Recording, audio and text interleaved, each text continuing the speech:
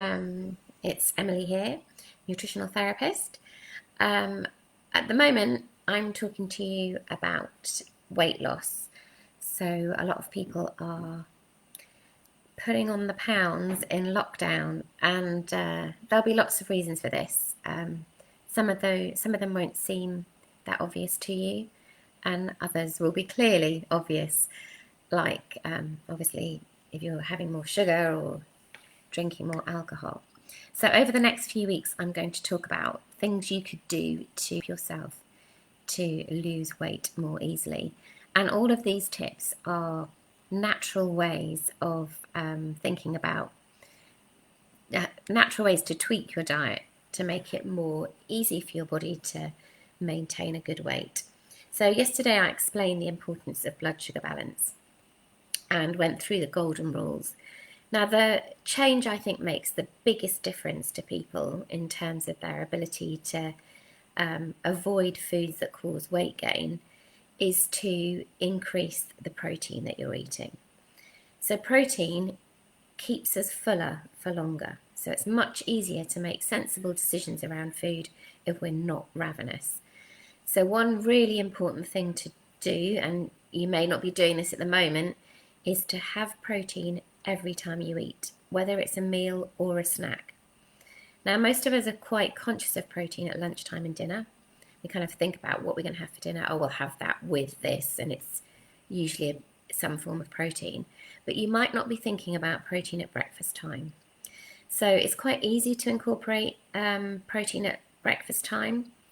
It might mean you add things into what you're already doing, or you make a few changes. So things that are great sources of protein at breakfast time are eggs. So you could have scrambled eggs, an omelette, poached eggs, boiled eggs. The only eggs I don't recommend eating on a regular basis are fried eggs. So eggs with some sourdough, a slice of sourdough toast, or with an avocado would be a great breakfast. Or you could simply add chopped nuts or seeds to your existing breakfast cereal, or even better, have chopped nuts and seeds in porridge, or buy a low sugar granola and maybe add some extra nuts and seeds to it.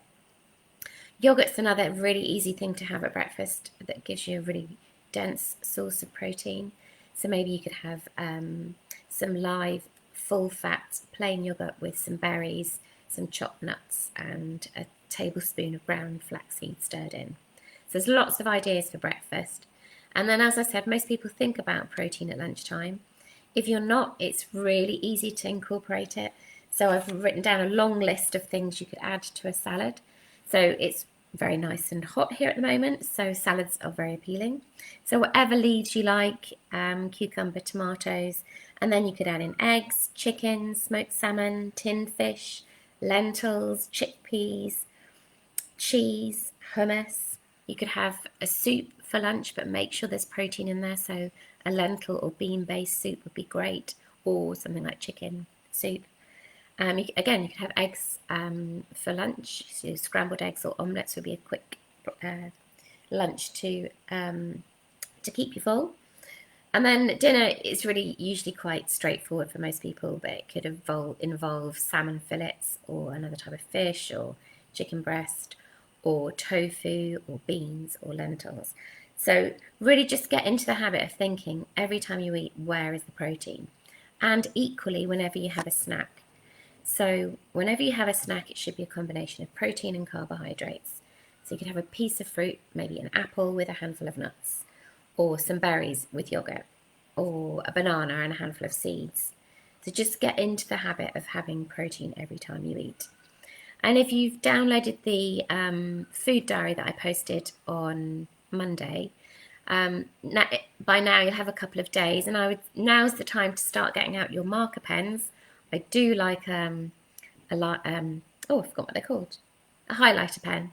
I do like a highlighter pen, and I always use blue for protein. So get your food diary out and start highlighting where you've had protein, and it'll soon become clear to you where the meals are that you need to add your protein into. And do it with the snacks as well. Check that you're having protein with your snacks. And keep that food diary as we go through this. And each day you can use different highlighter pens to indicate different elements of the diet. So that's it for today. So the message is protein keeps you fuller for longer. The reason for that, which I should have said, is that it's a very complex molecule, so it takes the body a long time to break it down and digest it. So it slows down the release of the energy from the rest of the meal. So I hope that makes sense, and I'll see you tomorrow for some more top tips.